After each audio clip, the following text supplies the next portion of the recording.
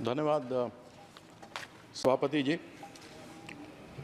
खेल और खिलाड़ी की कोई जात नहीं होती, ना उसका कोई मज़हब होता है, और इसलिए शायद राजनीतिक पार्टियां खेल को उतना महत्व नहीं देती जितना देना चाहिए।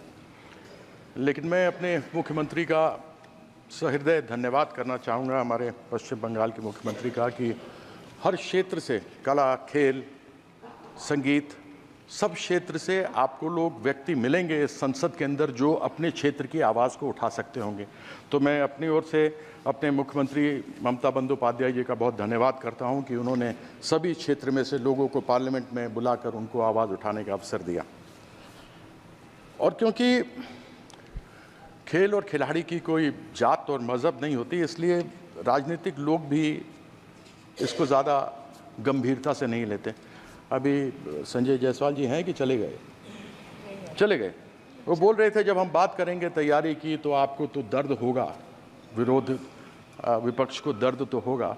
मुझे मालूम नहीं उनको या उनकी पार्टी को तब दर्द हुआ था जब हमारी महिला कुश्ती बेटियां और बहन थी जिनके साथ अत्याचार हुआ था और वो त्राहिमाम त्राहिमाम कर रही थी, तब किसी की आवाज़ नहीं उठी थी। मुझे याद है जब मैं छोटा था, मैं भी क्रिकेट खेला, भारत के लिए विश्व कप 1983 में जीता। हमारे साथ में यूसुफ पठान बैठे हुए हैं जो 2011 में विश्व कप भारत के लिए जीते। हमारे कप्तान फुटबॉल के, भारत के कप्तान बैठे हुए हैं, पद्मश्री लिए हुए प्रसून बैनर्जी, सब यहाँ बैठे हैं। मुझे भी याद है जब मैं छोटा था और उस समय क्रिकेट में पैसा नहीं था तो हम लोग थर्ड क्लास ट्रेन की बोगी में जाया करते थे। टॉयलेट के सामने सामान टॉयलेट में पड़ा हुआ होता था और हम लोग बैठे रहते थे और जाते थे। और school games federation of India तो शायद अपना ही है, किरण रिजिजू जी आप तो मंत्री रहे हुए हैं, वही SGFI ले जाया करती थी हमें। आज भी परिस्थिति सभापति महोदय वही है हमारे एथलीट्स की, क्रिकेट की तो नहीं, लेकिन हमारे एथलीट्स की आज भी, हमारे जो खिलाड़ी हैं आज भी उनकी यही हालत है कि वह जनरल बक्सों में, जब डिब्बों में जाते हैं टॉयलेट के सामने बैठते हैं, टॉयलेट में उनका सामान होता है। जब वो जाते हैं खेलने तो ऊबड़ खाबड़ मैदानों पर खेलते हैं, खाने के लिए ढंग से मिलता नहीं, डॉर्मेट्री में रहते हैं, टॉयलेट के सामने खाना बनता है। और यह मैं नहीं कहता हूं, यह टेलीविजन पे एक बार नहीं अनेकों बार देखा गया है। हम बात करते हैं हमारी प्रिपेयर्डनेस क्या है। अरे अगर आपको ओलंपिक्स की तैयारी की बात करनी है तो आपको 2028 की अभी करनी चाहिए, न कि जब आपकी टीम चली गई हो। ओलंपिक्स की तैयारी, खेल लोग समझते हैं खेल ऐसा ही है। जब से टेलीविजन पे ये खेल आना शुरू हुआ है और 30 कैमरों से क्रिकेट को अलग अलग एंगल से दिखाया जाता है, लोग मुझे सिखाने लग गए क्रिकेट कैसे खेला जाता है।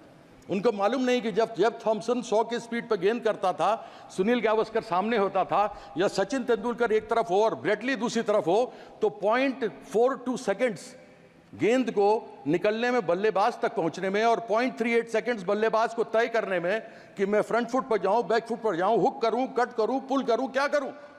लेकिन लोग हमको सिखाते हैं, यानी ये बॉल छूटी और ये बैट्समैन के पास आई, ये समय है, बस इन दो चुटकियों के बीच का खेल है। उसको संभवतः लोग समझेंगे नहीं, बहुत आसानी से लेते हैं कि हमारे प्रधानमंत्री जी ने किया।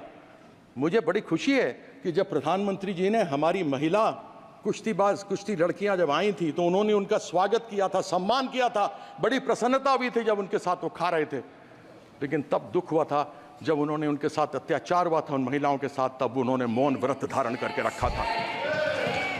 अगर अपनी महिलाओं को एक तरफ बोलते हैं बेटी बचाओ बेटी पढ़ाओ, अगर हम अपनी बेटियों को जो बाहर से स्वर्ण पदक लेकर आते हो, दूसरे पदक लेकर आते हो, अगर हम उनको नहीं अपनी तरफ से, यह सदन के लिए शर्म की बात है कि यदि हम उनको अपनी तरफ से संरक्षण नहीं दे सकते तो बड़ी खेद की बात है। आज बात करते हैं कि हमने नीरज चोपड़ा को भेजा। मैं ये जानना चाहता हूं कि जब तक नीरज चोपड़ा ने स्वर्ण पदक नहीं जीता था भाला फेंकने में, जावलिन में, तब तक उसके लिए सरकार ने क्या किया था। अभिनव बिंद्रा जिसने पहला स्वर्ण पदक जीता शूटिंग के अंदर, उसके पहले, शूटिंग के पहले जब किया था तो सरकार ने उसके लिए क्या किया था, या उसके एसोसिएशन फेडरेशन ने क्या किया था।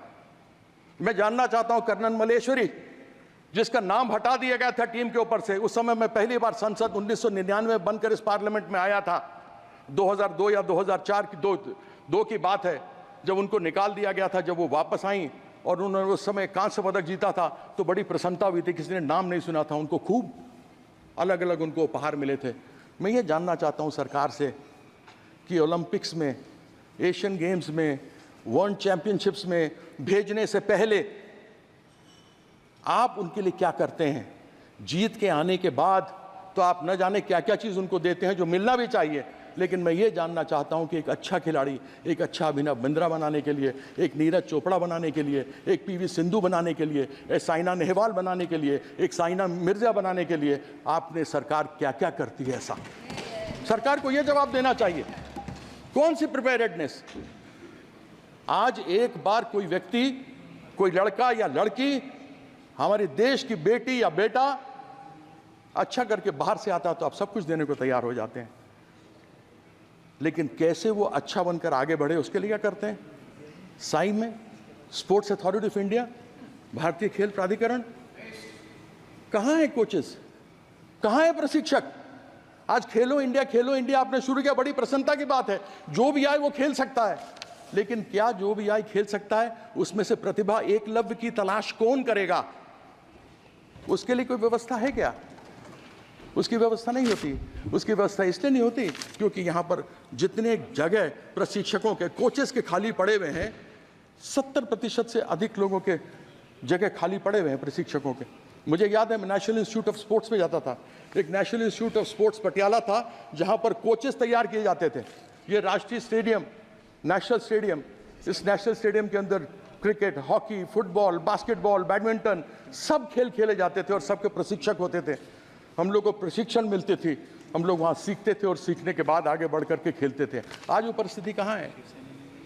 इसलिए क्योंकि इसका कोई भी अपना वो नहीं है। मैं अधिक बातों को न रखते हुए अपनी बात को यहाँ पर समाप्त करता हूँ। मैं अभी एक रिजिजू जी ने कहा कि खेल संघ वाले हैं सभापति महोदय कि वो आपस में चुनाव लड़ते हैं तो उनकी आपस में लड़ाई तो होगी, तो आप यहाँ क्या खाक मारने के लिए बैठे हैं? स्पोर्ट्स मिनिस्ट्री किस लिए बैठी हुई है कि यदि आप उन लड़ाइयों को सुधार करके उन जो प्रतिभावान लोग हैं उनको आगे नहीं भेज सकते तो फिर आपका फ़ायदा क्या है?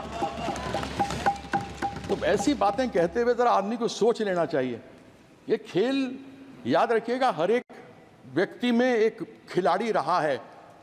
बचपन से जब बड़े हुए हैं ना तो कोई ना कोई हमने खेल खेला है, चाहे गुल्ली डंडा खेला है, चाहे खो खो खेला है, चाहे हॉकी खेला है, हमने कोई ना कोई खेल खेला है। हम सबों के अंदर एक खिलाड़ी का दिल होता है और एक खिलाड़ी के दिल में ये बात होती है कि वो खिलाड़ी खेल और खेल की भावना को साथ में रखता है, जात और मजहब की बात नहीं करता। और ये लोग बेटी बचाने वाली बात करेंगे, जिन्होंने सीता माँ का आज तक कोई भी सम्मान नहीं किया, जो कभी सीताराम नहीं बोलते, वो बेटी का सम्मान करेंगे। ऐसी अपेक्षा तो मैं इनसे रखता नहीं। तो मैं आशा करता हूँ कि इसी अगले सत्र में 2028 में ओलंपिक में क्या करेंगे उसकी तैयारी के बारे में यहाँ करके बताएंगे, तब मैं समझूंगा। हालांकि तब तक ये रहेंगे नहीं रहेंगे, दुनिया जानती है कि इनका हालत तो अभी साथ में देखें, लल्लन जी बैठे हुए साथ में, डिमांड कर दिया इन्होंने। वो जो नाम सब आ रहे हैं ना दुकान के बाहर लिखने का, डिमांड चालू कर दिया कि हटा उसको। तो मैं एक बार पुनः धन्यवाद करता हूँ, आपने मुझे अवसर दिया, बहुत बहुत धन्यवाद।